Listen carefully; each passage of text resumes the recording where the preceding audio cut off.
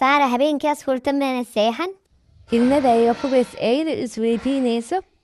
maxaa aad sameeyay aan ku mugi waaya daacadnimo su-aashaas iyo saar isweydiinayso hana ahaatee saaro waxaas hore ugu soo socotay nolosheeda hore ee sugatay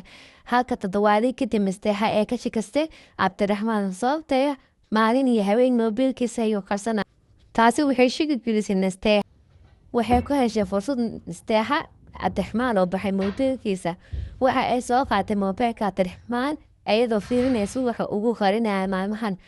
waxay ku aragtay gabar ay u kodantaa hadaloo in badan iswaceed waxayna ku aragtay gacali koolmaaya iyo iimaani waa kooxiisa fariin ee u koranta sidaas nasteexa aad ay u naxday mana ka filinaya cabdiraxmaan oo qiyaama hase aadii moobilka way dhigtaa cabdiraxmaan ayaa nasteexa waxay iska dhigtaa xaal sidii inaysa waxba dhicin cabdiraxmaan u sheekeen hase aad tofkii cabdiraxmaan baxaya dhagaar cabdiraxmaan markuu baxa saara weyn waxay eena wacday saara iyada oo dhehayso Saara waa ka xumahay hadda ayaan ogaaday in labadeena lagu ciyaaray. saara waxay u sheegtay inuusan daacad ahayn laakiin jecelka inuu intaa ka xiray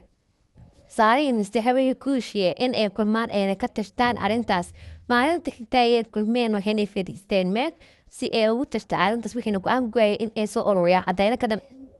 cabdiraxmaan waxay ogaaday saara inay la socdaan gabdho badan hal laba meydna ahayn oo leeyahay dhowr xariir waxay ay go-aansadeen gabdhahaas oo dhan in ay hal meel iskugu keenaan hana ahaatee baka cabdiraxmaan soo galay aad ay u naxalkuuna arkay gabdhii dhammaan oo xiriirkala lahaa gabdhii xiriirkala lahaa oo hal meel wada jooga markuu